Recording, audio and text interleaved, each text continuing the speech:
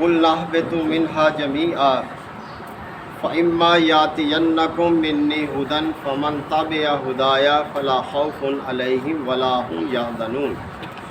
والذين كفروا وكذبوا بآياتنا أولئك أصحاب النار هم فيها خالدون یا بنی اسرائیل اذکروا نعمتی التي انعمت علیکم واوفوا بعہدی اوفی بعہدکم وإیایا فارہبون وآمنوا بما انزلت مصدقا لما معکم ولا تکونوا اول کافر به ولا تشتروا بآیاتی ثمنا قلیلا وإیایا فاتقون ولا تلبسوا الحق بالباطل وتکتموا الحق وانتم تعلمون وَأَقِيمُوا الصَّلَاةَ وَآتُوا الزَّكَاةَ وَارْكَعُوا مَعَ الرَّاكِعِينَ أَتَأْمُرُونَ النَّاسَ بِالْبِرِّ وَتَنْسَوْنَ أَنفُسَكُمْ وَأَنْتُمْ تَتْلُونَ الْكِتَابَ أَفَلَا تَعْقِلُونَ وَاسْتَعِينُوا بِالصَّبْرِ وَالصَّلَاةِ وَإِنَّهَا لَكَبِيرَةٌ إِلَّا عَلَى الْخَاشِعِينَ الَّذِينَ يَظُنُّونَ أَنَّهُم مُّلَاقُو رَبِّهِمْ وَأَنَّهُمْ إِلَيْهِ راجعون۔ صدق اللہ مولانا العظیم۔ سورہ البقرہ کے یہ چوتھے اور پانچویں رکوع کی آیات ہیں۔ چوتھے رکوع کی اس میں آخری آیت ہے جو کہ تمام انسانوں کو اللہ تعالیٰ نے عطا فرمائی ہے نبی کریم صلی اللہ علیہ وسلم کے حوالے سے، اور فرمایا حضرت آدم علیہ السلام کو کہ کل نہبطوا منہا جمیعا، کہ اب تم سب یہاں سے اتر جاؤ۔ یعنی جنت میں ایک مظاہرہ اللہ تعالیٰ نے حضرت آدم علیہ السلام کے سامنے یہ کرایا کہ یہ شیطان تمہارا دشمن ہے، اور دیکھو اس نے تمہیں پھسلایا اور تمہیں اس ہدایت سے دور کر دیا جو میں نے تمہیں کی تھی۔ میں نے تمہیں ہدایت کی تھی کہ اس درخت کے قریب نہ جانا، لیکن اس نے تمہیں پھسلایا اور درخت کے قریب تم گئے، لہذا تم زمین کے لیے پیدا کیے گئے ہو، وہیں تمہیں ایک خاص وقت تک کے لیے رہنا ہے، اور یہ تمہیں وہاں بھی یہ کام کرے گا،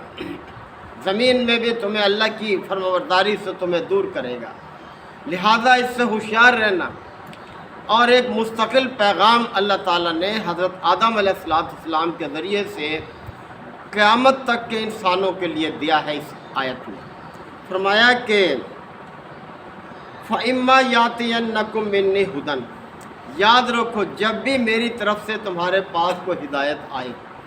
یعنی ہدایت کا سلسلہ مستقل رہے گا، میں انسان کو کبھی بھی گمراہی میں نہیں رہنے دوں گا، ہمیشہ ہدایت اس کے سامنے موجود رکھوں گا۔ تو اللہ تعالیٰ نے فرمایا فَإِمَّا يَأْتِيَنَّكُم مِّنِّي هُدًى، جب بھی تمہارے پاس میری طرف سے ہدایت پہنچے، فمن تبع ہدایا، تو جس نے بھی میری اس ہدایت کی پیروی اختیار کی، فلا خوف علیہم ولا ہم یحزنون، تو اس کے لیے کوئی خوف نہیں، کوئی رنج نہیں، دنیا میں بھی اور آخرت میں بھی وہ کامیاب ہوگا، اس کے لیے کوئی رنج اور فکر کی بات نہیں ہے۔ لیکن اس کے مقابلے میں والذین کفروا وکذبوا بآیاتنا، جنہوں نے بھی میری آیات کا انکار کیا اور انہیں جھٹلایا، اولئک اصحاب النار، تو وہ سب دوزخ میں جانے والے ہوں گے، اور ہم فیہا خالدون، وہ ہمیشہ رہیں گے۔ تو اللہ کی آیات کا انکار اور ان کو جھٹلانا اتنا بڑا جرم ہے کہ وہ ہمیشہ سے جہنم پھر اس کا ٹھکانہ ہوگی۔ اللہ کی آیات کے کئی مفہوم قرآن کریم میں اللہ تعالیٰ نے بیان کیے ہیں، اور وہ جگہ کی مناسبت سے خود ہی پہچانے جاتے ہیں کہ یہاں کیا مراد ہے۔ اللہ کی آیات سے مراد ایک تو یہ آیات ہیں جو قرآن مجید کی آیات ہیں، اس کتاب کی آیات ہیں، دوسرے وہ آثار ہیں جو اللہ کی قدرت کی نشاندہی کرتے ہیں، وہ سب آثار اللہ کی آیات ہیں، اللہ کی نشانیاں ہیں۔ تو بہرحال جو بھی اللہ کی آیات کا انکار کرے گا، ان کو جھٹلائے گا، اس کا انجام بڑا بھیانک ہے کہ وہ ہمیشہ پھر آگ میں رہے گا۔ اب یہاں سے آگے یہ 5ویں رکوع کی آیات جو ہیں، یہاں سے 14ویں رکوع تک، یعنی مسلسل 10 رکوع اللہ تعالیٰ نے قوم بنی اسرائیل کے حوالے سے نازل فرمائے، یہ قوم حضرت یعقوب علیہ السلام کے حوالے سے ہے۔ اسرائیل حضرت یعقوب علیہ السلام کا لقب تھا، جس کا مطلب ہے عبرانی زبان میں اللہ کا بندہ۔ حضرت یعقوب علیہ السلام حضرت اسحاق علیہ السلام کے بیٹے تھے اور حضرت ابراہیم علیہ السلام کے پوتے تھے۔ ایک لمبی مدت تک اس قوم کو اللہ تعالیٰ نے دنیا کی امامت اور پیشوائی کے منصب پر فائز رکھا، یعنی تقریباً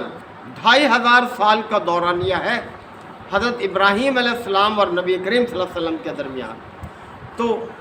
یہ حضرت یعقوب حضرت ابراہیم کے پوتے تھے، تو 2500 سال سے کچھ کم وقت ہے، 150 سال کم ہوگا کہ یہ دنیا کی امامت اور پیشوائی کے منصب پر قائم رہی۔ یہ قوم جو ہے اللہ نے اس کو قائم رکھا، لیکن اس قوم نے اس منصب کا حق ادا نہیں کیا، مسلسل اپنے پیغمبروں کو پریشان کیا، ان کو کس طرح سے ستایا وہ ذکر اللہ تعالیٰ نے ان 10 رکوعات میں یعنی پوری حجت تمام کی ہے، اس لیے کہ اس قوم کو پھر اللہ نے معزول کیا ہے اس منصب سے، یعنی دنیا کی امامت اور پیشوائی کے منصب سے اللہ تعالیٰ نے قوم بنی اسرائیل کو معزول کیا اور نبی کریم صلی اللہ علیہ وسلم کی امت کو اس پر فائز کیا ہے۔ تو دونوں مطلب ہیں کہ آپ صلی اللہ علیہ وسلم کی امت اس حق کو پہچانے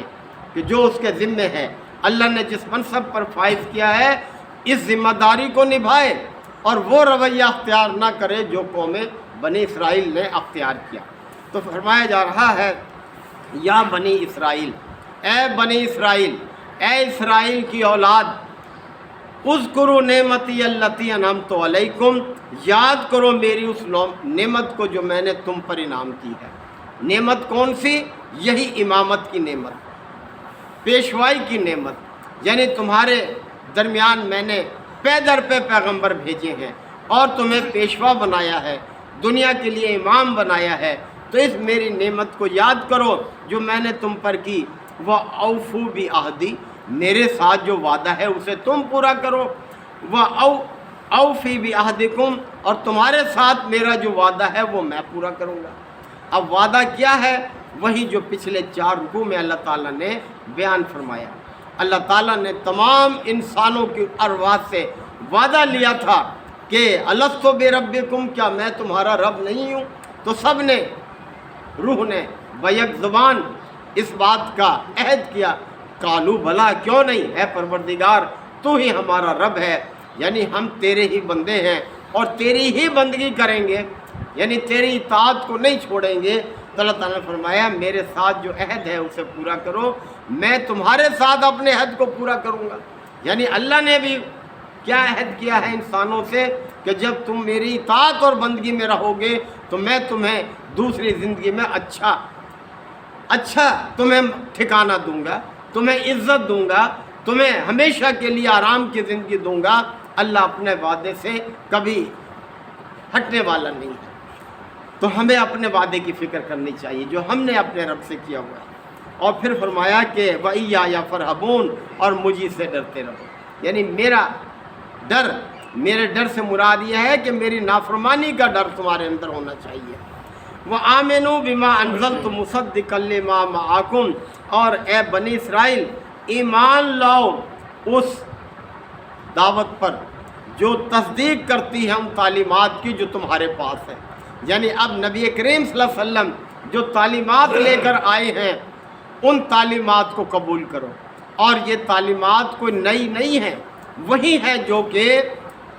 تمہارے پاس بھیجی گئی تھی، یعنی اللہ کا دین ہمیشہ سے ایک ہی ہے۔ اور اللہ تعالیٰ نے اس کا اعلان بھی فرمایا کہ ان الدین عند اللہ الاسلام، اللہ کے